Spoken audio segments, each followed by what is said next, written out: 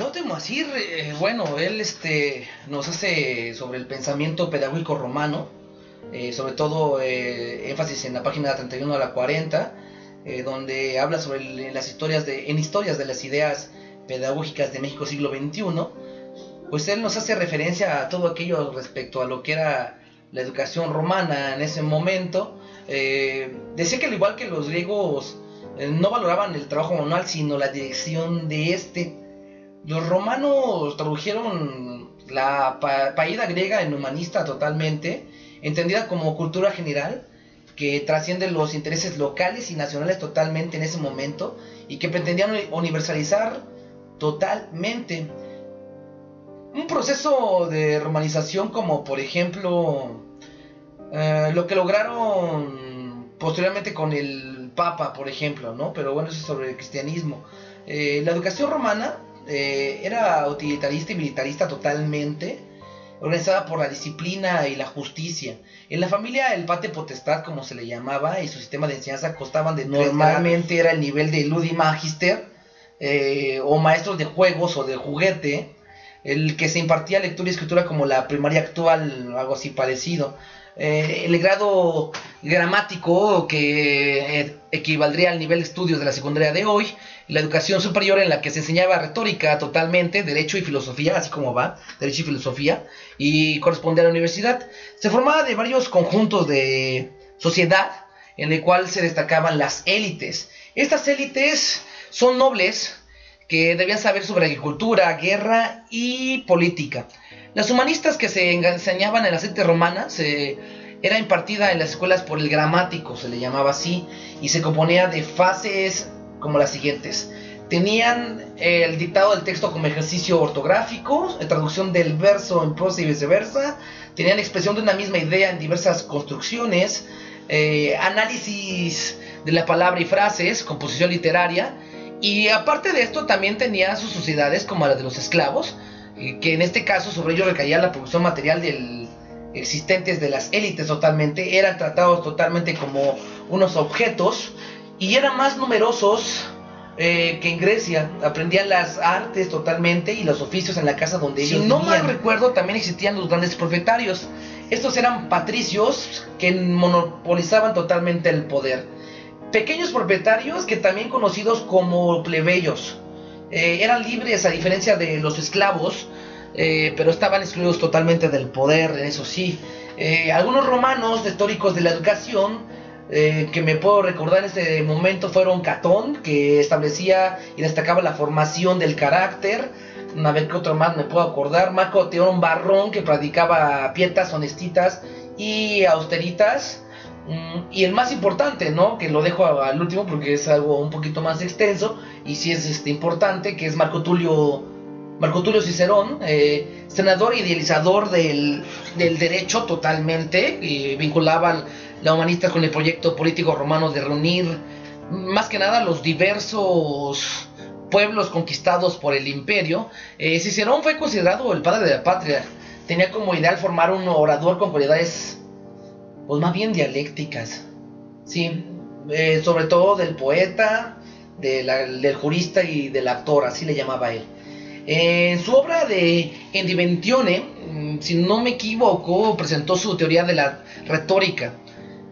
Es considerado el mayor de los prosistas romanos y el más influyente en los oradores modernos. Si no mal recuerdo, también él hizo una tesis, que donde como tesis principal está la de educar en la naturaleza y en esencia de la honestidad, lo cual se propicia mediante tres tesis que son fundamentales en Cicerón. Bueno, según el autor en estas páginas, Moacir Gadotti, nos pone como primer término: nada escapa del deber en nuestras vidas. Observar el deber es honesto, nos dice. Omitirlo deshonra totalmente. La segunda apuesta que pone es la búsqueda de la verdad con sustancia al hombre totalmente, lo pone. Y nos sigue nombrando como la característica más distintiva del hombre es la búsqueda de la verdad. El conocimiento de los secretos o las maravillas, como él lo llama en ese momento, era de lo de la naturaleza, que era indispensable para la felicidad. Decía que nosotros procuramos ver lo que es verdadero, sencillo, puro, y nos decía también y conveniente a la naturaleza, totalmente del hombre. Y en ese amor por la verdad nos dice que había cierta aspiración por la independencia. En una tercera tesis se nos habla sobre el mérito de la virtud en la acción. Ahí más bien nos habla de la actividad del espíritu, que tiene por objetivo tomar resoluciones honestas que contribuían a la felicidad o a la investigación científica en dado caso, ¿no? Él nos sustenta la inclinación natural y honesta que se manifiesta en el ardiente deseo de saber y conocer, así lo llama él, pero había que evitar dos defectos. Uno, él lo toma como dar por conocido, haciendo afirmaciones temerarias sin conocer. Una segunda parte, él nos repone esto que dice poner mucha pasión y estudio en las cosas oscuras, difíciles, inclusive luego lo dice también como innecesarias al último.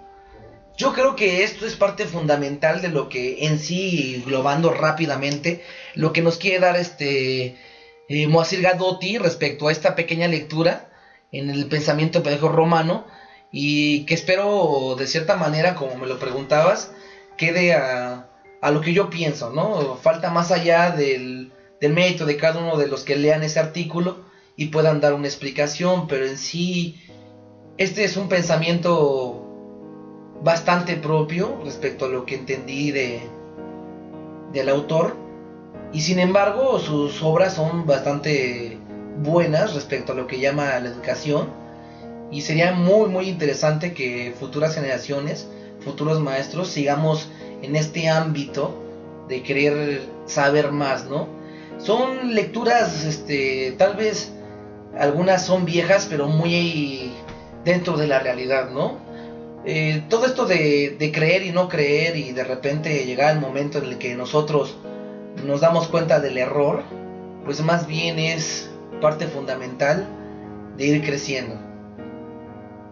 Pues ya que tú me preguntaste esto es lo que yo pienso, y quisiera que muchos más compañeros siguieran leyendo, y sobre todo pues lecturas respecto a lo que es la educación, si es que están en ese ámbito. Bueno, espero les haya gustado esta parte que me hicieron la entrevista y de lo que pude yo aportar para ustedes, ¿no? Que tengan éxito.